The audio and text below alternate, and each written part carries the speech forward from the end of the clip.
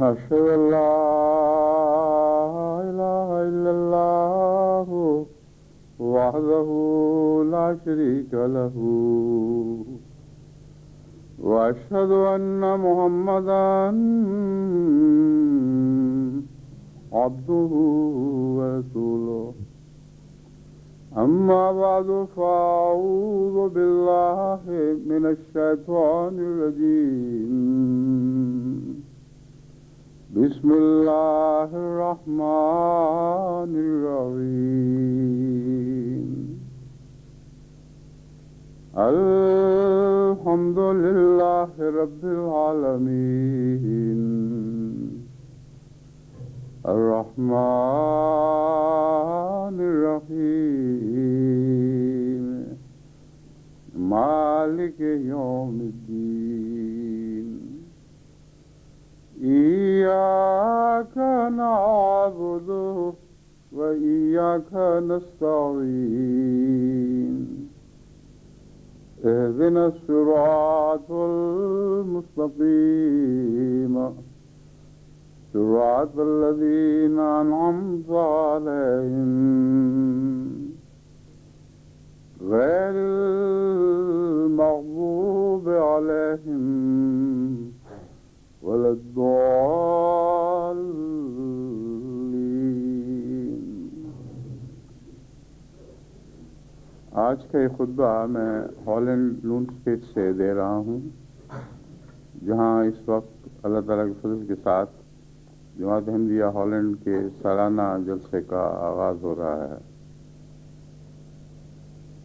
جو باتیں میں اس سے پہلے چند خطبات میں کہتا رہا ہوں ان کا تعلق توبہ سے ہے، اور اسی تعلق میں ہالینڈ کی ضروریات کو بھی میں پیش نظر رکھتے ہوئے کچھ اور باتیں آپ کے سامنے رکھوں گا۔ ہالینڈ کی ضروریات دراصل باقی ملکوں کی ضروریات سے بنیادی طور پر تو الگ نہیں، لیکن ہر ملک کے ماحول کا اور حالات کا ایک فرق ہوا کرتا ہے۔ اسی فرق کی نسبت سے جماعت احمدیہ کو اپنی حکمت عملی طے کرتے ہوئے بعض خاص پہلو اختیار کرنے پڑتے ہیں۔ ہر قوم کا ایک مزاج ہے، باوجود اس کے کہ ہالینڈ یورپ کی کا ایک حصہ ہے، مگر مزاج کے اعتبار سے یورپ کی ہر قوم میں فرق ہے، اور بہت نمایاں امتیاز ہیں جو ایک کو دوسرے سے الگ کرتے ہیں۔ اس پہلو سے ہالینڈ یورپ کا حصہ ہوتے ہوئے بھی ان سے ایک الگ شخصیت رکھتا ہے، اور اس شخصیت کی پہچان ضروری ہے جس کے بغیر ہم حقیقی معنی خیز اور مفید لاہ عمل بنا نہیں سکتے۔ بس جب میں نے ہالینڈ کی ضرورت کہا تو ایک تو یہ امتیازی ضرورت ہے جس کا ہالینڈ ہی سے تعلق ہے، اور ایک وہ ضرورت جو تمام عالم میں ہر جماعت کی ایک ہی ضرورت ہے، یعنی تربیت اور انسان کو پہلے سے بہتر حال میں ہمیشہ اس طرح آگے بڑھاتے چلے جانا کہ اس کا رخ خدا ہی کی طرف ہو اور غیر اللہ کی تمام طاقتوں سے وہ دور ہٹتا چلا جائے اور اللہ کے قریب ہوتا چلا جائے۔ یہ بنیادی پیغام ہے ہر مذہب کا،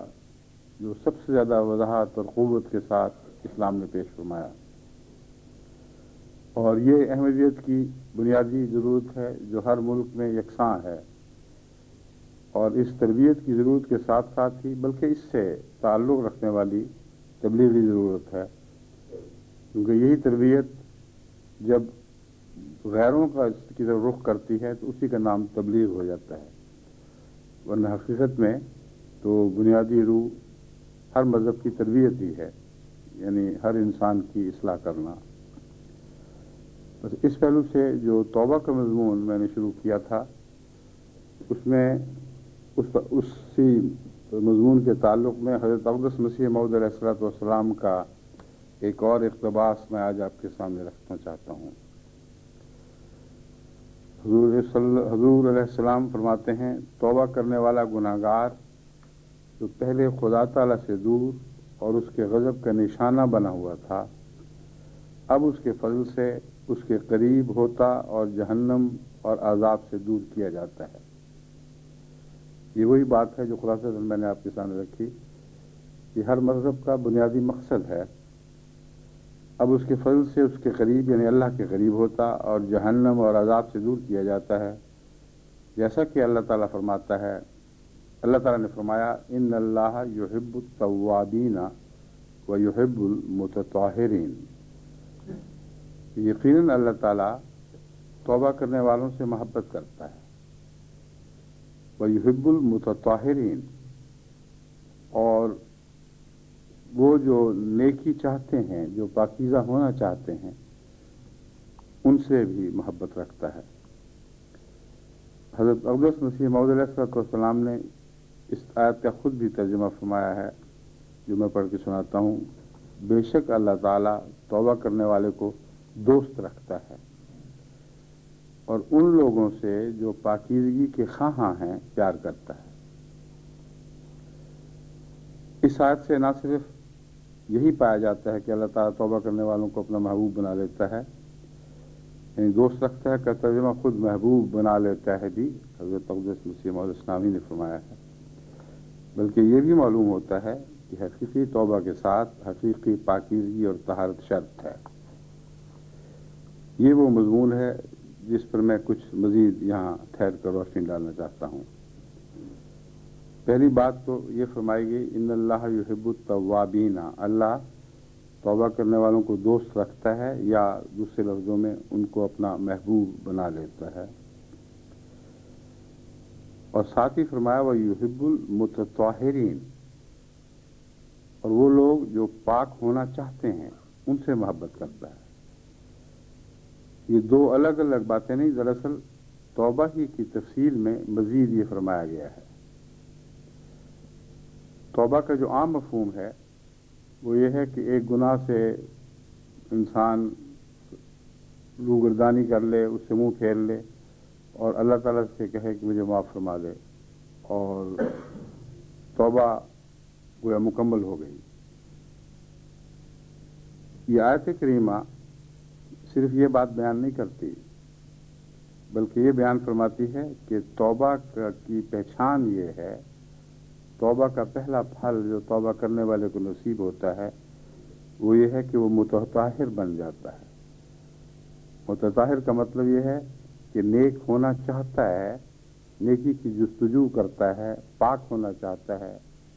پاک ہونے کی طلب کرتا ہے، لیکن اللہ تعالیٰ سے مدد کے بغیر یہ نصیب نہیں ہو سکتا۔ تو توبہ کے ساتھ ہی متطہر ہونا ایک لازمی شرط ہے۔ کوئی شخص بھی جب ایک گناہ سے توبہ کرتا ہے، اگر وہ ساتھ متطہر نہ ہو تو ہمیشہ اس کو دوبارہ اس گناہ میں لوٹنے کا خطرہ درپیش ہوگا۔ یہ گہرا نفسیاتی نقطہ ہے جس کی طرف اس آیت کریمہ نے اشارہ فرمایا ہے۔ ہر انسان جو گناہ میں مبتلا رہتا ہے، رہ چکتا ہے، یا اس نے گناہ سے مسلسل تعلق جوڑا ہوا ہے، وہ جانتا ہے کہ توبہ کرنے کی خواہش پیدا ہوگی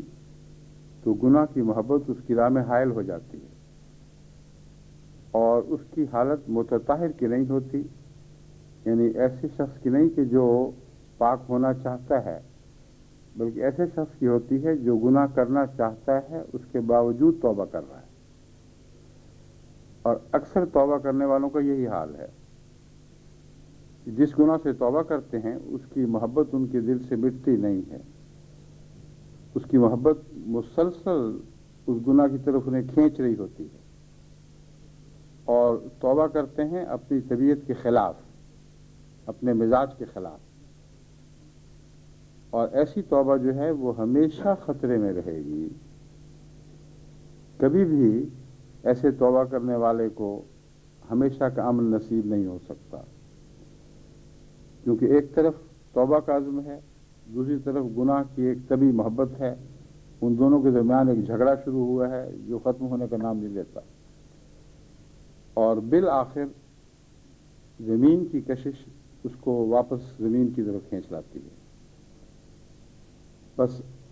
توبہ کا جو ایک پہلو ہے کہ گناہ سے بچنے کا ارادہ کر کے اللہ تعالیٰ سے معافی مانگنا اور اس کی طرف جھکنا،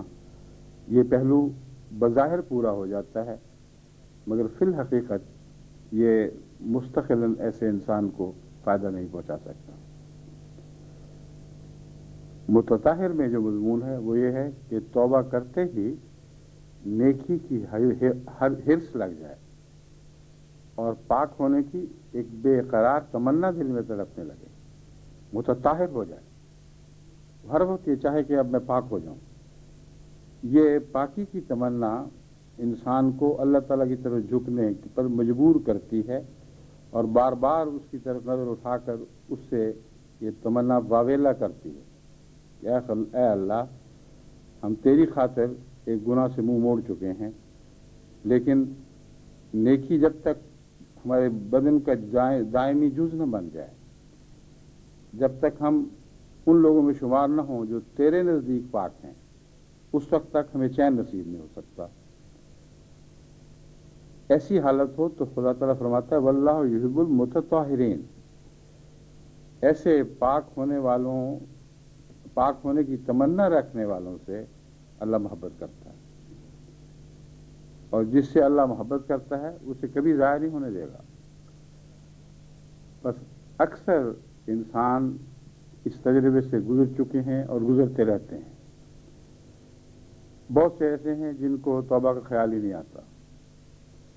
بعض گناہ ان کے وجود کا دائمی حصہ بن جاتے ہیں، بعض کمزوریاں ان کی سرشت ہو جاتی ہیں۔ مثلا بعض اگر نماز میں سست ہیں، روزے میں سست ہیں، جھوٹ کی عادت ہے، یا بدخلقی ہے، اپنے بھائیوں کے حق کی حفاظت کی بجائے ان کے حفاظت کرنے کی بجائے ان کے حقوق تلف کرنے کی عادت ہے، چالاکی سے کام لے کر اپنے فائدہ اٹھانا ہے۔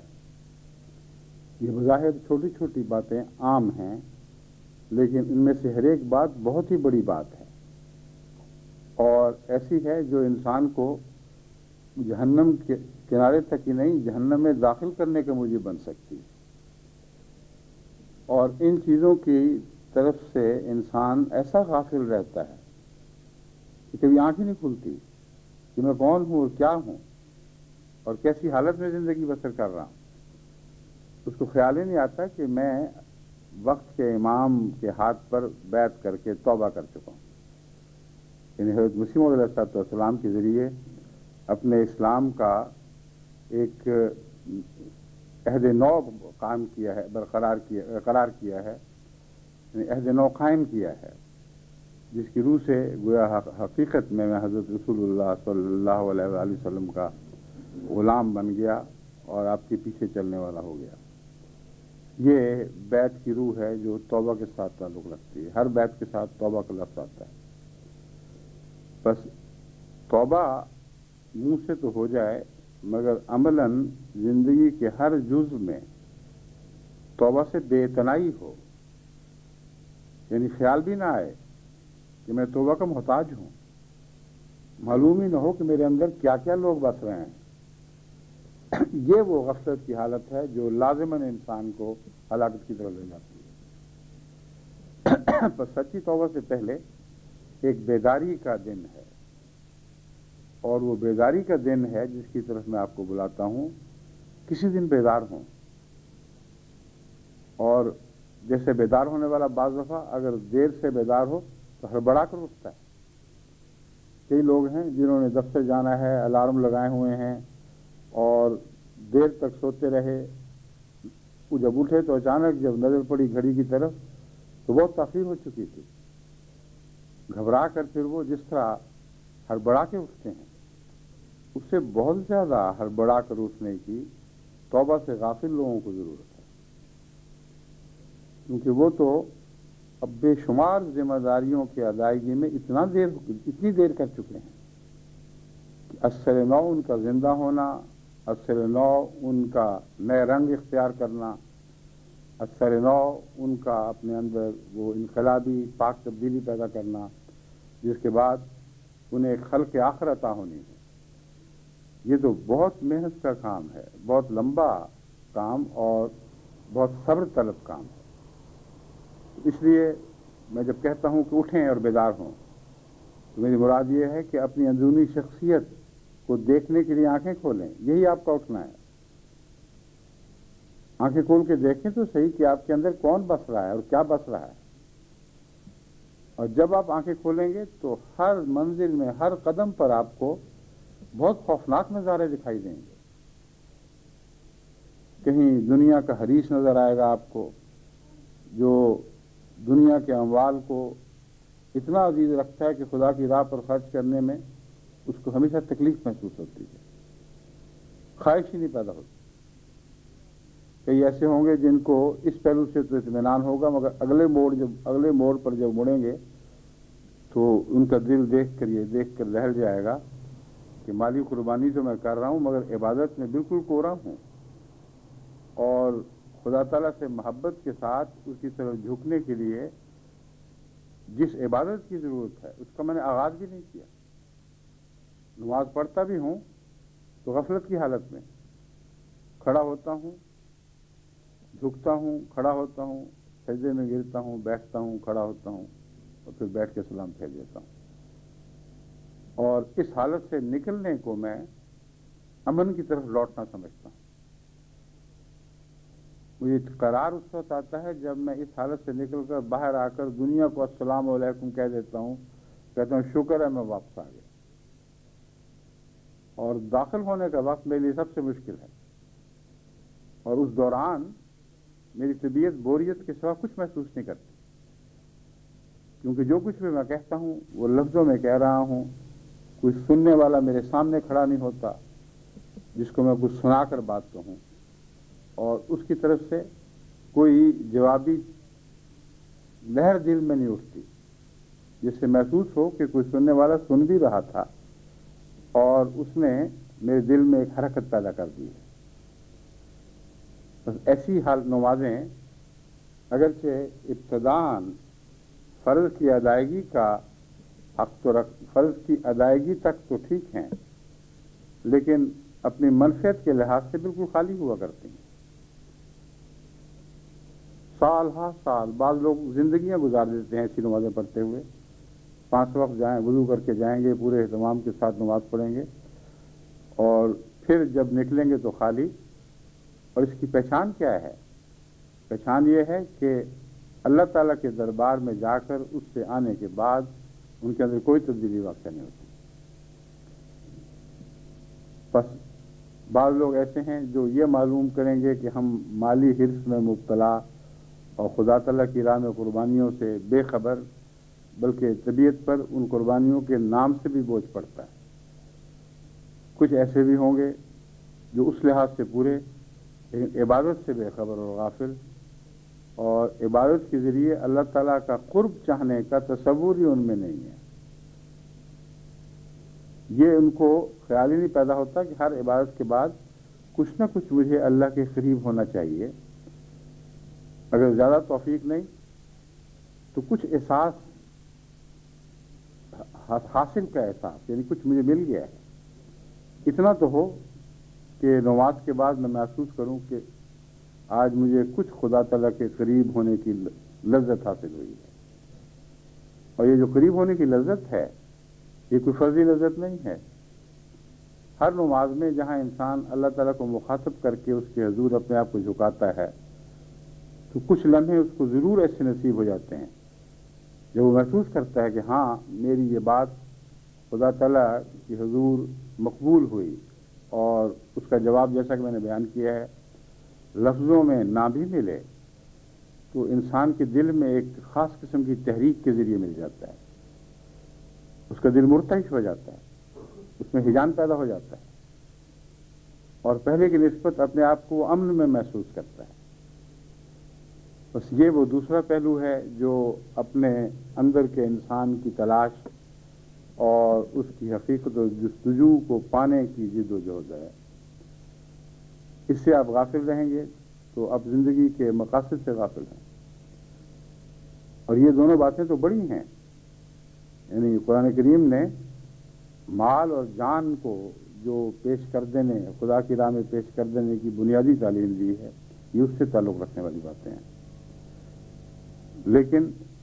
ان سے نیچے بہت سی ایسی باتیں ہیں جو ہمارے اندر ایسی حالت میں قائم رہتی ہیں کہ گمان بھی نہیں آتا کہ ہمیں ان کی طرف توجہ کرنی چاہیے. مالی قربانی کی طرف اگر آپ توجہ نہیں کرتے تو کوئی توجہ دلانے والے آتے رہتے ہیں، کوئی دروازہ کھٹکھٹانے والا ہے، کوئی خط لکھنے والا شخصی ہے، وہ آپ کو یاد کراتا ہے کہ اس دین کی ضرورت میں آپ بھی حصہ لیں. نماز سے غافل ہوں تو اس میں بھی آپ کو یاد کرانے والے موجود ہیں. لیکن بدخلقی ایک ایسا مضمون ہے جو روزمرہ کے معاملات میں انسان کو درپیش رہتا ہے اور اس کو احساس بھی نہیں ہوتا کہ کتنا بڑا جرم ہے، کتنا بڑا گناہ ہے. بدخلقی کی پہلو سے وہ آپ دیکھ لیں توبہ کے مضمون کو تو آپ کو سمجھ آئے گی کہ جب تک انسان کا خلق اچھا نہیں ہوتا وہ باخدا انسان بن ہی نہیں سکتا. یہ وہم ہے کہ ایک انسان چندہ دینے والا ہو، عبادت کرنے والا ہو اور باخدا ہونے کے باوجود بد اخلاق بھی ہو. یہ دو باتیں ایسی ہیں جو اکٹھی نہیں ہو سکتی. اخلاق کا تعلق بنی نوع انسان کے حقوق کی سچی ادائیگی سے ہے. اخلاق کا تعلق اس بات سے ہے کہ آپ اپنے باپ، اپنی ماں، اپنے بہن بھائی، اپنے بچوں، اپنے عزیزوں، اپنے اقارب، ملنے جلنے والوں سب سے اس طرح حسن سلوک کریں کہ آپ کی ملاقات، آپ کا تعلق ان کے لیے خوشی کا موجب بنے، کسی نفرت کا موجب نہ بنے، اور آپ سے وہ پوری طرح امن کی حالت میں رہیں. سچے اخلاق کی یہی تعریف ہے. کسی کو یہ خطرہ نہ ہو کہ یہ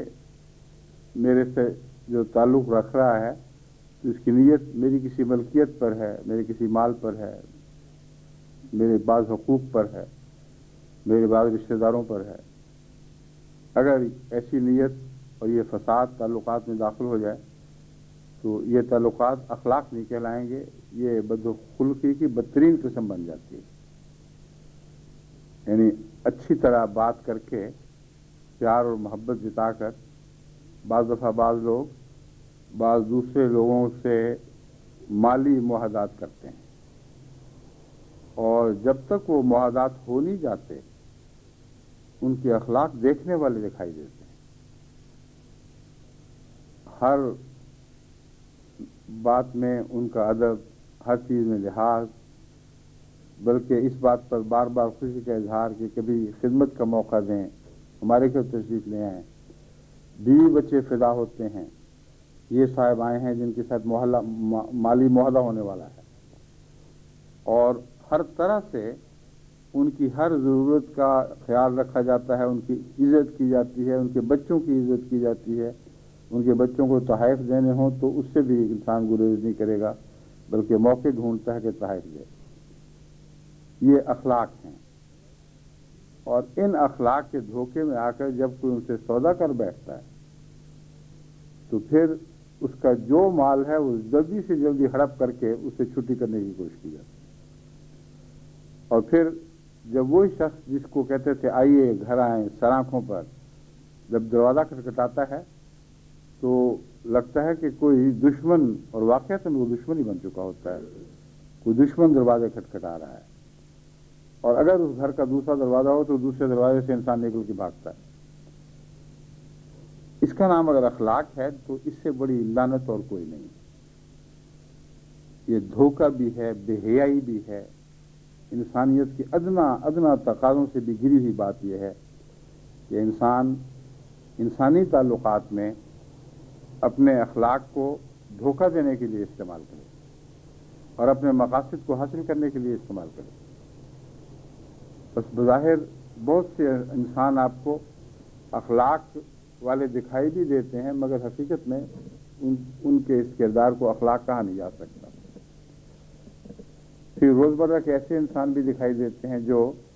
آپ سے براہ راست کچھ نہ بھی چاہتے ہوں، مگر ان کا حسن سلوک، ان کی نرمی کی بات محض ایک سطحی بات ہے، ایک دکھاوا سا ہے، اور جہاں کہیں بھی آپ کے مقاصد میں اختلاف ہو وہیں وہ اپنے پرپرزے نکالتے ہیں اور بڑی بدتمیزی اور بدخلقی سے آپ سے معاملہ کرتے ہیں۔ تو اخلاق جو ایک بنیادی صفت ہے، اخلاق کو اس کے اصلی معنوں میں سمجھنا اور اختیار کرنا، یہ باخدا ہونے کے لیے ایک لازمی شرط ہے۔ اتنی سی بات ہے سادہ سی، کیوں لوگ یہ نہیں سمجھتے کہ اگر آپ کسی کو جان لیں کہ وہ بد اخلاق ہے، آپ تو اس کا اپنے گھر پر سایہ بھی نہ پڑنے دیں گے، اسے آپ دور بھاگتے ہیں، ہمیشہ دور کی صاحب سلامت رکھتے ہیں۔ تو کیسے ممکن ہے کہ اللہ تعالیٰ ایک بدخلق انسان کو اپنے قریب کر لے اور اپنی صحبت میں بٹھائے؟ کیونکہ یہ ایک دائمی حقیقت ہے کہ وہ لوگ جو اچھے انسان ہوں وہ اچھی صحبت پسند کرتے ہیں، اور اگر پتہ چلے کہ کوئی بد شریر انسان ان کی صحبت میں رہتا ہے تو اس کو دور کر دیتے ہیں۔ بس اللہ تو ہر بات کا عالم، ہر بات سے واقف ہے، ہر چیز سے باخبر ہے۔ وہ ایسے انسان کو جو اخلاقاً بد ہو اس کو اپنے قریب نہیں بٹھاتا، اپنے قریب نہیں کرتا۔ تو اخلاق کو آپ سمجھتے ہیں کہ معمولی بات ہے، یہ معمولی بات نہیں ہے۔ اخلاق باخدا ہونے کے لیے بنیادی شرط ہے، اس کے بغیر انسان خدا والا ہو نہیں سکتا۔ اور دوسری بنیادی شرط یہ ہے کہ جو خدا والا ہو وہ لازماً با اخلاق ہو جاتا ہے، کیونکہ خدا والا کون ہوگا؟ قرآن کریم کی آیت نے جو حضرت مسیح علیہ السلام نے یہاں لکھی اور جس کی تشریح سے متعلق میں آپ سے کو مخاطب ہوں، متطہرین کو بیان کیا ہے کہ اللہ ان سے محبت کرتا ہے۔ تو متطہرین تو وہ ہیں جو ہر عیب سے ہمہ وقت پاک ہونے کے لیے کوشش کرتے رہتے ہیں، اور جب ہر عیب سے ہمہ وقت پاک ہونے کی کوشش کرتے ہیں تو خدا تعالیٰ کے قریب تر ہو جاتے ہیں، کیونکہ خدا ہی کی صفات ہے کہ وہ ہر عیب سے پاک ہے۔ بس مرکزی نقطہ اس آیت کے پیغام کا یہی ہے کہ جو اللہ کی نقل، اللہ جیسا ہونے کی کوشش کرتے ہیں۔ متطہرین کا مطلب ہے کیونکہ پاک صرف اللہ کی ذات ہے، اس لیے جو متطہر ہے وہ خدا کی صفات اپنانے کی کوشش کرتا ہے، اور جب خدا کی صفات اپنا لیتا ہے تو دنیا کے لحاظ سے بھی ایک کامل بااخلاق انسان بن کر واپس دنیا کی طرف لوٹتا ہے۔ یہ ناممکن ہے کہ اللہ تعالیٰ کی صفات اپنا کر وہ دنیا کی طرف لوٹے اور بد اخلاق ہو۔ بس دونوں پہلوؤں سے ایک انسان اپنے نفس کو پہچان سکتا ہے، اور یہ جو پہچاننے کا وقت ہے اس کی طرف میں آپ کو متوجہ کر رہا ہوں کہ کوئی لمبا وقت نہیں ہے، زندگی کا کوئی اعتبار نہیں، ہم وقت موت سر پر لٹکی رہتی ہے۔ بہت سے ایسے ہیں جو شادیوں میں شرکت کے لیے جاتے ہیں اور پہنچنے سے پہلے پہلے حادثات کا شکار ہو جاتے ہیں. بہت سے ہیں جو خوشیوں سے واپس لوٹتے ہیں تو گھر آنے سے پہلے حادثات کا شکار ہو جاتے ہیں. بعضوں کو اندر اندر بیماریاں کھا رہی ہیں اور پتہ اس وقت چلتا ہے جبکہ بیماری گھیرا ڈال لیتی ہے اور بچنے کی کوئی صورت دکھائی نہیں دیتی. تو ایسے حالات میں جب انسان کو خود اپنی موت کا کچھ پتہ نہیں کہ کب آئے اور کہاں سے آئے، وہ ایسا مطمئن ہو کہ اپنے جاگنے کی فکر ہی کوئی نہ کرے، بلکہ آنکھ کھلے تو پھر سو جائے،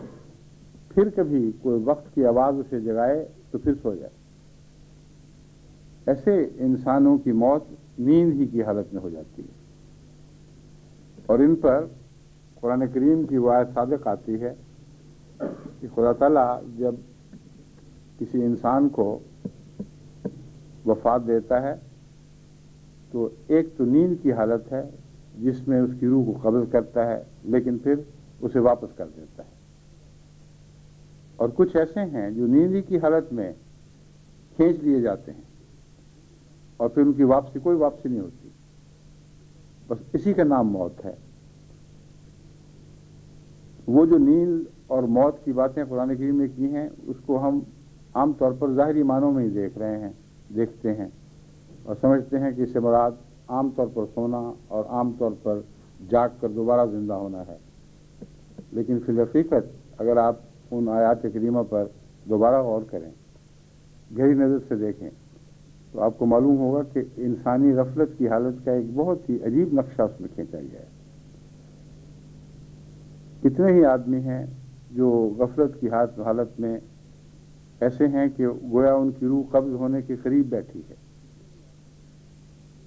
اور کچھ ایسے ان میں سے ہیں جن کو خدا واپس کر دیتا ہے، یعنی دنیا میں بھیج کر ان کی آنکھیں کھولتا ہے اور وہ نیند کی حالت سے روشنی کی حالت کی طرف لوٹ آتے ہیں. مگر بہت سے ایسے ہیں جو اسی حالت میں پھر وہ پوری طرح کھینچ لیے جاتے ہیں اور کبھی انہیں دوبارہ اس دنیا کا منہ دیکھنا نصیب نہیں ہوتا. ایسے ہی لوگ ہیں جن کے متعلق قرآن کریم فرماتا ہے کہ جب ان کی روح قبض کر لی جاتی ہے تو کہتے ہیں ایک دفعہ ہمیں پھر بھیج. جو ایک دفعہ پھر بھیجنے کا مضمون ہے یہ دراصل روزمرہ اس کے تجربے میں آتا ہے اور کوئی ایسا خیال نہیں جو عام انسانی تجربے کے برعکس دل میں پیدا ہوا ہے. ہمیشہ انسان یہی دیکھتا ہے کہ سوتا ہے اور جاگ اٹھتا ہے، سوتا ہے اور جاگ اٹھتا ہے. اور مذہبی دنیا میں جب وہ سوتا ہے اور نہیں جاگتا اس کو خیال نہیں آتا کہ میں تو عملاً ایک موت ہی کی شکل اختیار کر چکا ہوں. بس جاگنے کا وقت اب ہے جب کہ آپ اس دنیا کی طرف لوٹ سکتے ہیں. جب ظاہری موت آپ کو دبوچ لے گی تو قرآن کہتا ہے کہ پھر آپ کے جاگنے کا وقت ختم ہو چکا ہوگا. پھر آپ خواہش بھی کریں گے کہ اے خدا ہمیں دوبارہ بھیج، ہم پھر بیدار ہو کر تیرے احکام کی فرما برداری کریں اور ایک نئی زندگی اور پاکیزہ زندگی بنائیں. تو ایسا ممکن نہیں ہوگا. تو موت جو ہر وقت لٹکی ہوئی ہے اس کو ہمیشہ بھلائے رکھنا، اس سے بڑی بے وقوفی اور کیا ہو سکتی ہے. اور جیسا کہ میں آپ کو بار بار سمجھانے کی کوشش کر رہا ہوں، ہم میں بھاری اکثریت ان کی ہے جو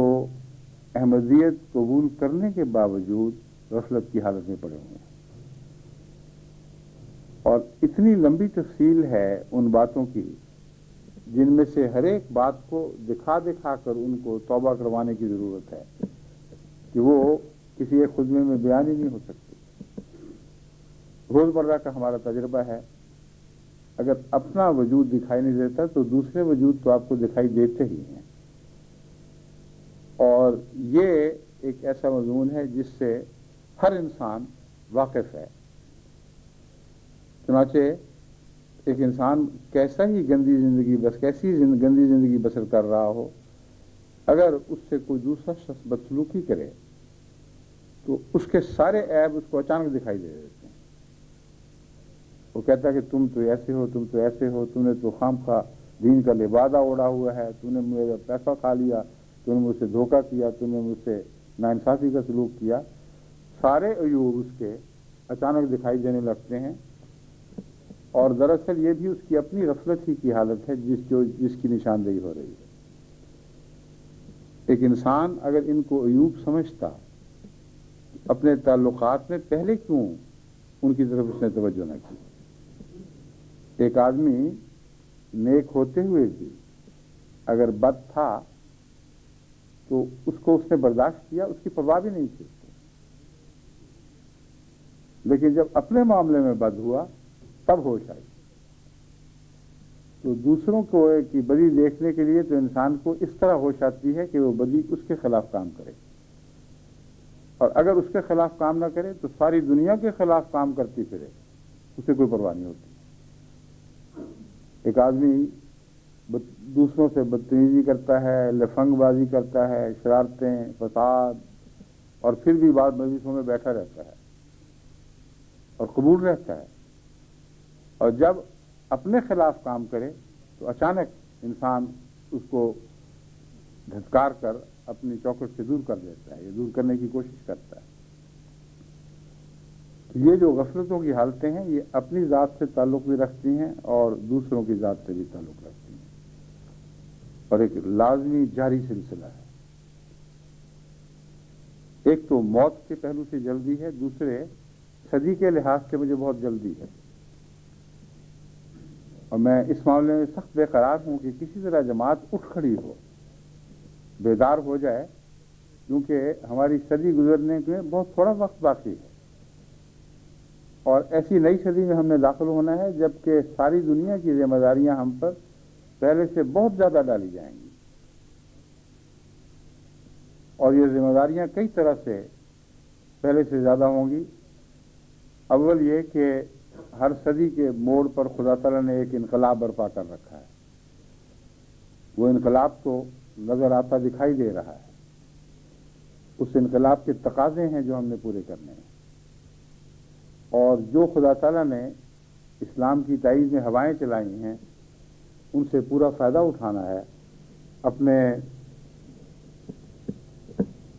अपनी सलाहियतों के बागबान खोलने हैं, उनका रुख ऐसा करना है कि वो हवाएं उनमें भरकर उन्हें बड़ी तेजी से आगे बढ़ाएं। और इस सदी के इख्तिताम में 3 साल बमुश्किल बाकी हैं। इसलिए एक तो ये फिक्र की बात है कि हम इस सदी के इख्तिताम तक क्या वाकई नई आने वाली जिम्मेदारियों के अदा करने के अहल हो चुके होंगे।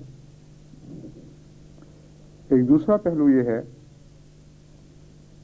कि दुनिया में जहां जहां भी जमात अहमदिया अल्लाह ताला के फजल से तरक्की कर रही है और तेजी के साथ इनकलाब बर्पा हो रहा है, वहां उस इनकलाब को के अपने जो तकाजे हैं उनको वो कैसे पूरा कर सकते हैं। देखो, एक आदमी अगर किसी एक शख्स को मुसलमान बना ले तो उसको अपने साथ लगाकर अपने परों के नीचे रखकर उसकी तरबियत करना भी एक बड़ा काम है, और बहुत कम हैं जो इस काम को जैसा कि हक अदा करते हैं। बैत करवा ली और समझ लिया कि मकसद हल हो गया, हालांकि बैत के साथ मकसद हासिल करने का आगाज होता है, ना कि मकसद हासिल होना।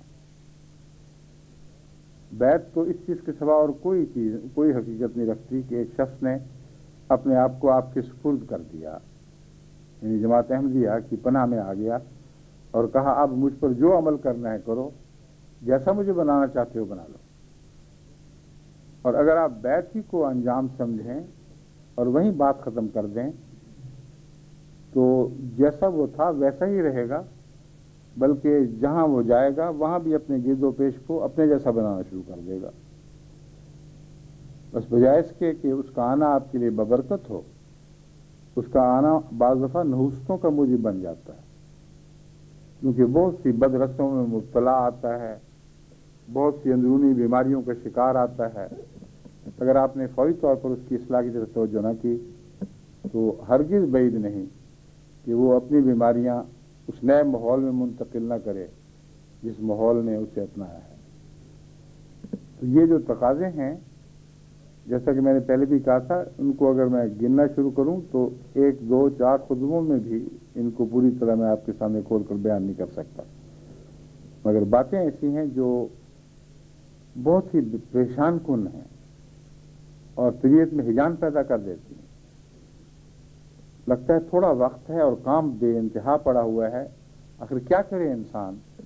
کہ ساری جماعت کو اس کام کو میں دین کی مدد کے لیے آمادہ کر سکے۔ اسی قسم کی بے چینی کا اظہار حضرت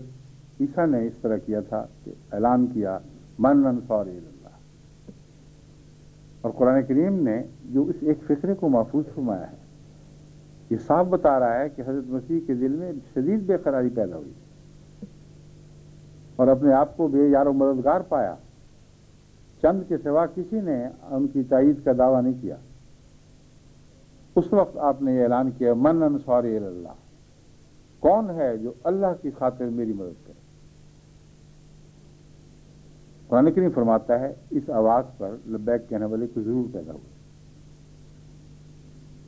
اور وہ لبیک کہنے والے شروع میں تھوڑے تھے، اور اللہ تعالیٰ نے ان کے اس خلوص کو قبول فرمایا۔ فَأَصْبَحُوا ظَاهِرِينَ، وہ جو تھوڑے تھے وہ غالب آ گئے۔ یہ تاریخ ہے ساری عیسائیت کے غلبے کی اور اس غلبے کے آغاز کی، اور اس کا آغاز ہوا کیسے، کس جگہ سے شروع ہوا۔ عیسائیت کے غلبے کا آغاز حضرت مسیح کے دل سے ہوا ہے، اور دل کی اس بے قراری سے ہوا ہے جس کا اظہار قرآن کریم نے حضرت عیسیٰ علیہ السلام کی دعا کی صورت میں ہمیشہ کے لیے محفوظ فرما دیا۔ من انصاری اللہ، ہے کون جو خدا کے نام پر میری مدد فرمائے، خدا کے کام کے لیے میری مدد کو آ جائے؟ تو یہی وہ آواز ہے جو اس دور کے مسیح نے بھی دی ہے۔ حضرت مسیح موعود علیہ السلام نے بھی اسی آواز کو دوبارہ اٹھایا ہے، لیکن کام اس سے بہت زیادہ ہے جتنا مسیح اول کو درپیش تھا۔ مسیح اول کے سپرد تو بنی اسرائیل کی بدیوں کو دور کرنا تھا اور بنی اسرائیل کی محدود ضرورتوں کو پورا کرنا تھا، مگر مسیح محمدی کا کام تو سارے جہان پر پھیلا پڑا ہے، اور بدیوں نے جس طرح سر اٹھایا ہے اور جس نئے رنگ میں ظاہر ہوئی ہیں، وہ اتنی زیادہ اور اتنے خوفناک انداز کے ساتھ اٹھی ہیں کہ ایک ایک ملک کو بدیوں نے غرق کر دیا ہے اپنے طوفان اور اپنے سیلاب میں۔ آپ جو ہالینڈ میں بستے ہیں، ہالینڈ کے گرد و پیش کا جائزہ لیں، اور ہالینڈ کے شہروں میں جو بدیاں ہر روز ہو رہی ہیں، جس طرح قوم کا مزاج بگڑ رہا ہے، جس طرح یہ مزاج بگڑتے بگڑتے اب ایک عوامی شناخت اختیار کر گیا ہے، یعنی قوم ان بدیوں کو برا نہیں دیکھ رہی، اور ان کی طرف بڑھنے کو اور ان کو ٹیلی ویژن پر اور اپنے نیوز میڈیا کے ذریعے دنیا کو دکھانے میں کوئی اور محسوس نہیں کرتی، اور ہر قدم پہلے سے اور آگے اسی سمت میں بڑھ رہا ہے۔ ان سب کا رخ موڑنا اور انہیں اسلام کی طرف واپس لے کے آنا کیسے ممکن ہے اگر آپ خود توبہ کر کے متطہرین میں داخل نہ ہو چکے ہیں؟ تو دراصل کام بے انتہا زیادہ ہے، اتنا کہ اس کا شمار ممکن ہے، مگر حل اس چھوٹی سی آیت میں پیش کر دیا گیا ہے۔ وہ یہ ہے کہ ہر وہ شخص جو اپنے آپ کو اللہ کے دین کا ناصر بنانا چاہتا ہے، جو اعلان کرتا ہے کہ میں انصاری اللہ میں سے ہوں، اس کا پہلا فرض یہ ہے کہ توبہ کرے، اور توبہ کر کے اپنی پہلی زندگی سے منہ موڑ لے، اور ایسا منہ موڑے کہ پھر دوبارہ اس کا خیال تک دل میں نہ لائے۔ اور یہ تب ممکن ہے کہ پاک ہونا چاہے اور پاک ہونے کی خواہش دل میں پیدا ہو جائے، یعنی بدیوں کی خواہش کی بجائے نیکی کی خواہش پیدا ہو جائے، اور انسان واقعات دل سے چاہے کہ وہ اچھا ہو جائے۔ ایسے شخص کے متعلق اللہ تعالیٰ فرماتا ہے اللہ یحب المتطہرین، کہ اللہ تعالیٰ ایسے پاک ہونے والوں سے محبت کرتا ہے۔ بس اللہ کی محبت جس قوم کو نصیب ہو جائے اس کی فتح ہی فتح ہے. جسے خدا محبت کرنے لگے اس پر دنیا کی نفرتیں غالب آ ہی نہیں سکتی. مگر ایسے ہیں تھوڑے، اور ضرورت ہے کہ تیزی سے ان کی تعداد کو بڑھایا جائے. ہالینڈ ہی کی مثال کو پھر لیتے ہیں، کیونکہ میں نے آپ سے وعدہ کیا تھا کہ اس مضمون کو ہالینڈ کے حوالے سے میں آپ کے سامنے رکھوں گا. ایک لمبے عرصے سے میں یہاں تحریک کر رہا ہوں کہ تبلیغ کرو اور تبلیغ کے ذریعے روحانی اولاد پیدا کرو. اور ایک لمبے عرصے سے جب بھی آتا ہوں ہمیشہ بھاری دل سے آپ سے شکوہ کرتا ہوں کہ تبلیغ آپ نے کی تو ہوگی، کیونکہ رپورٹوں میں کہیں کہیں دکھائی دیتی ہے، مگر عملاً اس کے پاکیزہ پھل مجھے نظر نہیں آ رہا ہے. جیسی جماعت پہلی تھی ویسی ہی ہے. جب پوچھا جائے کہ بتاؤ کتنی بڑی ہے تو کہتے ہیں خدا تعالیٰ کے فضل کے ساتھ 30 یا 40 یا 50 کا اضافہ ہوا ہے. جب پوچھا جائے کہ وہ کیسے ہوا ہے تو ہم بتاتے ہیں کہ پاکستان سے ہجرت کر کے لوگ آئے ہیں. حالانکہ مجھے پاکستان سے ہجرت کرنے والوں کی نسبت ان لوگوں میں بہت زیادہ دلچسپی ہے جن کی ہجرت میں حضرت محمد رسول اللہ صلی اللہ علیہ وآلہ وسلم نے دلچسپی ظاہر فرمائی. اور وہ ہجرت بد وطن سے ہجرت کر کے نیک وطن میں داخل ہونا ہے. بس آن حضرت صلی اللہ علیہ وآلہ وسلم کو جس ہجرت میں دلچسپی ہے اور ہمیشہ رہے گی، کیونکہ آپ اس پہلو سے ایک زندہ نبی ہیں، آپ کی دلچسپیاں بھی قیامت تک زندہ رہیں گی. اس پیمانے سے جب دیکھا جائے تو مجھے یہ بات بھلا کیا خوش کر سکتی ہے کہ اضافہ ہوا ہے ماشاءاللہ. پاکستان سے 20 30 40 50 ہجرت کرنے والے یہاں آ گئے ہیں. سوال یہ ہے کہ جنہوں نے پاکستان سے ہجرت کی یہاں آنے کے بعد ان کی ہجرت کس طرف ہے؟ اگر ان کے معصوم بچے یہاں کی تربیت حاصل کر کے ان کی معصوم بچیاں ان کے ماحول میں مل جل کر وہ بے دین ہونے لگیں اور نفسی آزادی اور نفسانی خواہشات کی بے دھڑک پیروی کرنا ان کے نصیب میں لکھا جائے تو یہ ہجرت کیسی ہجرت ہے؟ یہ تو اچھے شہر سے برے شہر کی طرف ہجرت ہوگی. اور آن حضرت صلی اللہ علیہ وسلم نے جس ہجرت کا ذکر فرمایا وہ تو بالکل برعکس ہے. بس یہ وہ ہجرت ہے جس کے ذریعے تعداد بڑھنی چاہیے، اور یہ ہجرت اندرونی طور پر بھی دکھائی دینی چاہیے اور بیرونی طور پر بھی دکھائی دینی چاہیے. اندرونی طور پر اس طرح کہ آپ میں ہر روز ایسے نوجوان، ایسے بوڑھے، مرد اور عورتیں، بلکہ بچے بھی پیدا ہوں جو اپنے اندر یہ پاک تبدیلی پیدا کریں، یہ عہد کر لیں، جاگ اٹھیں، اپنی برائیوں کی فرشتے بنائیں اور معلوم کریں کہ ان کی شکل ہے کیا. ایک وہ شکل ہے جو وہ دنیا کو دکھاتے ہیں، باوجود کوشش کے پھر بھی اس کے سارے عیوب چھپا نہیں سکتے. لیکن ایک وہ شکل ہے جو اپنے اندر چھپائے بیٹھے ہیں، وہ شکل اس سے بہت زیادہ بھیانک ہے جو دنیا دیکھ رہی ہے. اور اس شکل کو دیکھے بغیر اس کے داغ دور کرنے کی طرف توجہ کیسے پیدا ہو سکتی؟ اور سب سے زیادہ اس شکل کو دیکھنے والا خدا تعالیٰ ہے.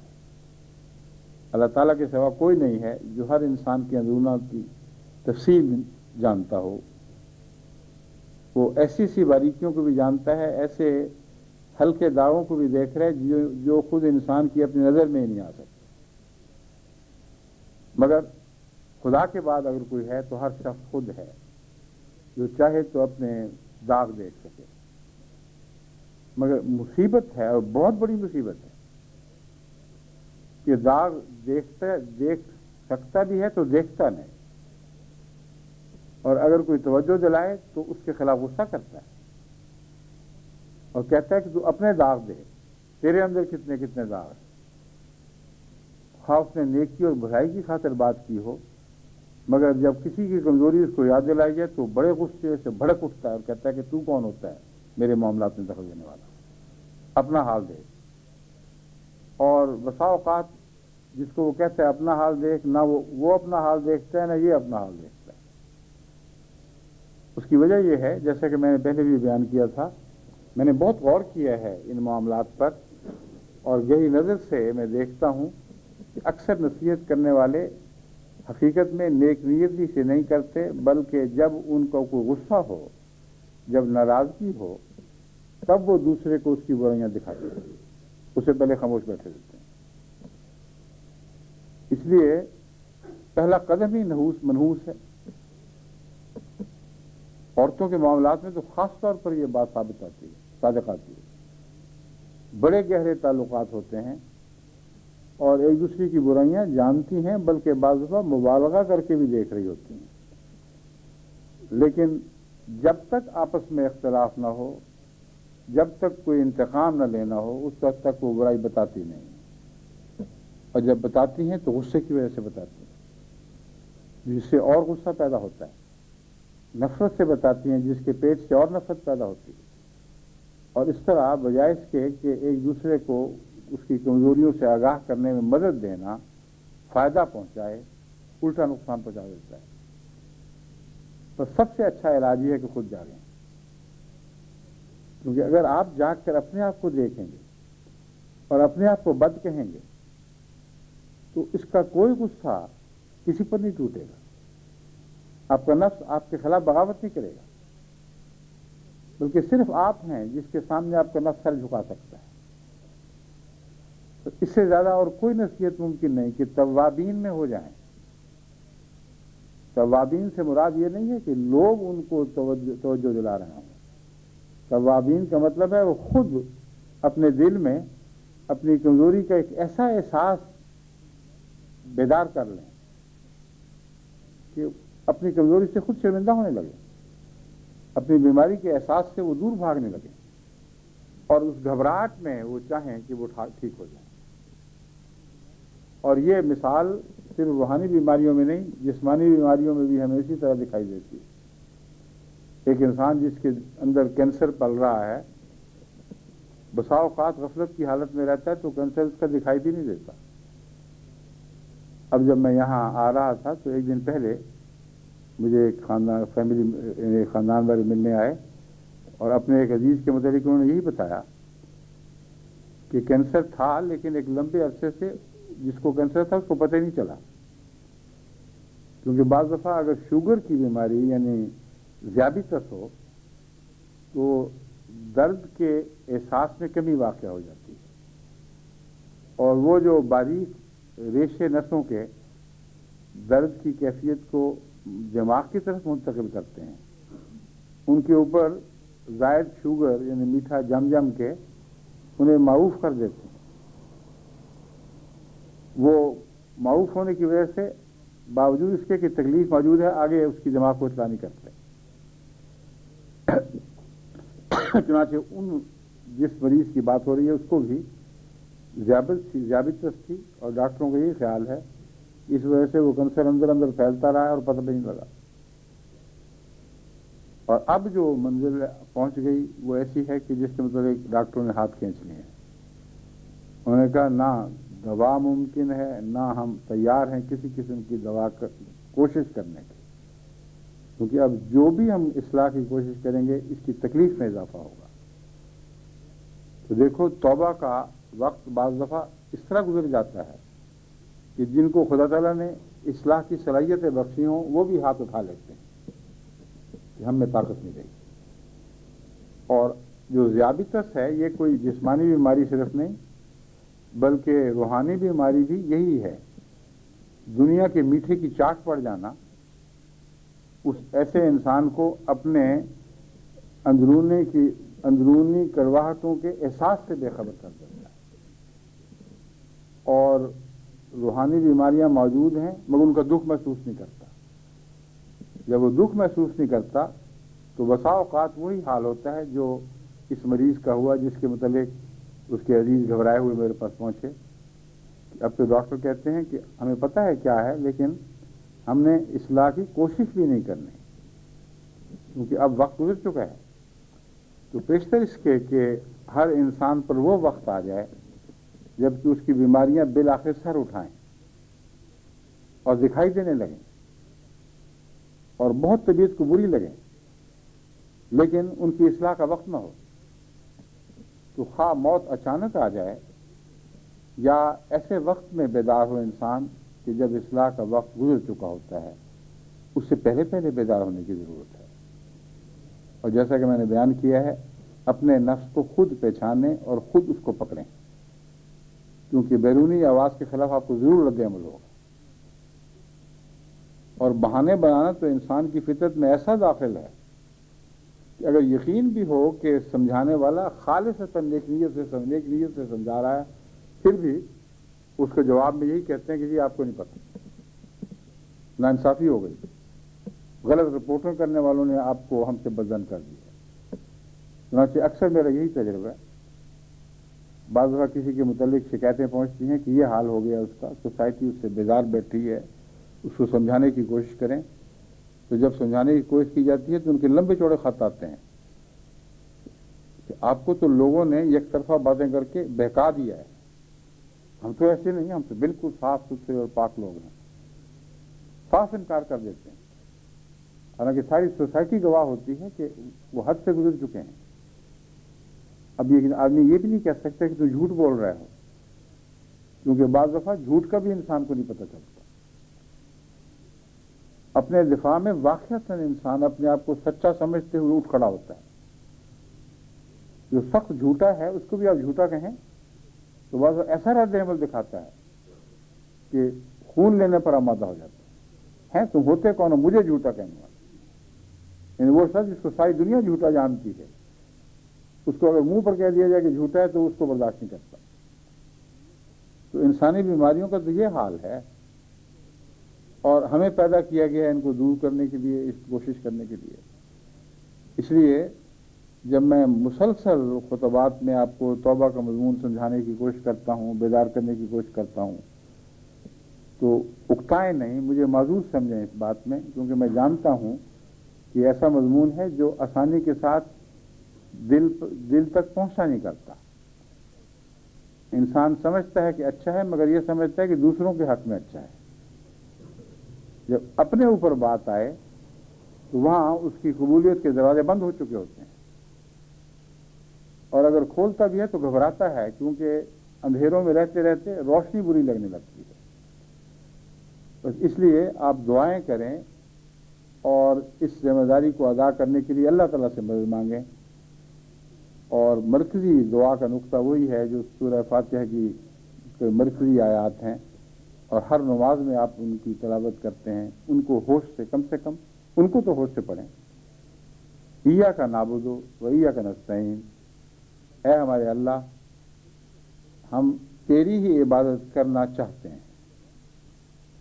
فیصلہ کر لیا کہ تیرے سوا اور کسی کی عبادت نہیں کریں گے۔ اور اتنا مشکل کام ہے، ایسا بڑا دعویٰ ہے کہ ایاک نستعین، مدد بھی تجھی سے مانگتے ہیں، تو توفیق دے گا تو ہمیں یہ نصیب ہوگا، ورنہ یہ نصیب ہو نہیں سکتا۔ بس اس انکسار کی حالت تک پہنچ کر اپنے آپ کو بالکل بے بس دیکھتے ہوئے اور جانتے ہوئے، یقین کرتے ہوئے،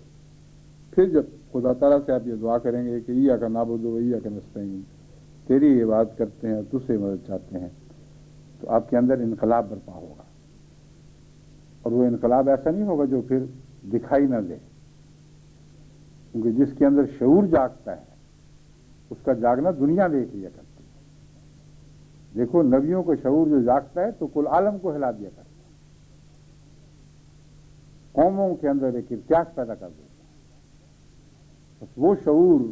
جگائیں جس شعور کا جاگنا اسلام کے لیے لازم ہے، وہ شعور جگائیں جو عالمی انقلاب کے لیے ضروری ہے۔ حضرت صلی اللہ علیہ وآلہ وسلم نے کا جس طرح شعور جاگا اور ساری دنیا کی اصلاح کے لیے بے قرار و بے چین ہو گئے، اسی طرح اپنے شعور کو پہلے اپنی اصلاح پر تو آمادہ کریں، اپنے چھوٹے سے عالم کی، جو آپ کے نفس کا عالم ہے، جو آپ کے سینے کے اندر چھپا ہوا ہے، جو باہر دنیا کو دکھائی بھی نہیں دیتا، جو آپ کے بازوؤں میں سمٹا ہوا ہے، اس کو تو پہچانیں، اس کو تو دیکھیں، اس میں انقلاب پیدا کرنے کی جو تمنا دل میں پیدا کریں، اگر آپ ایسا کریں گے تو میں آپ کو یقین دلاتا ہوں کہ پھر آپ چھپے ہوئے وجود نہیں رہیں گے۔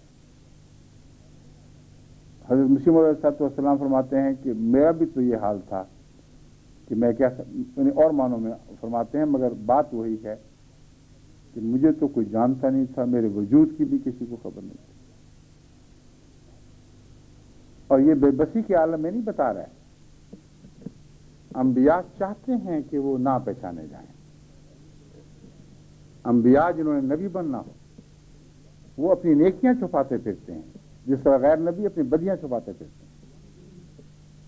مگر ایک وقت ایسا آتا ہے کہ جب ان کو خدا تعالیٰ بیدار کرتا ہے بنی نوع انسان کی اصلاح کے لیے، تو ان کا جاگنا ایک عالم کا جاگنا ہو جاتا ہے۔ ان کی دل کی بے قراری سب عالم کی بے قراری بن جاتی ہے۔ یہ ہو نہیں سکتا کہ پھر وہ چھپے رہیں۔ بس آپ جاگیں تو اس طرح جاگیں کہ ہالینڈ تاک جاگ اٹھے۔ آپ جاگیں تو اس طرح جاگیں کہ آپ کا گرد و پیش، آپ کا ماحول جاگ اٹھے، آپ کے گھر والے جاگیں، آپ کے بچے جاگیں، اور ان کے اندر ایسی پاک اور نمایاں تبدیلیاں پیدا ہوں کہ وہ دیکھنے والوں کو دکھائی دیں۔ جب تک وہ تبدیلیاں آپ کے اندر پیدا نہیں ہوتی، اس قوم کی تقدیر بدل نہیں سکتی۔ یہ قوم سوئی رہے گی اور آپ بھی سوئے رہیں گے، اور اسی حالت میں خدا تعالیٰ کی طرف واپس جائیں گے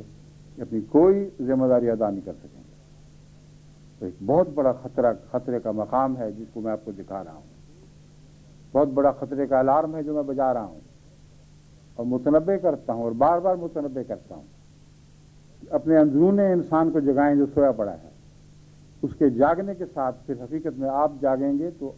دنیا جاگے گی، آپ کا ماحول جاگے گا۔ اللہ تعالیٰ ہمیں اس کی توفیق عطا فرمائے۔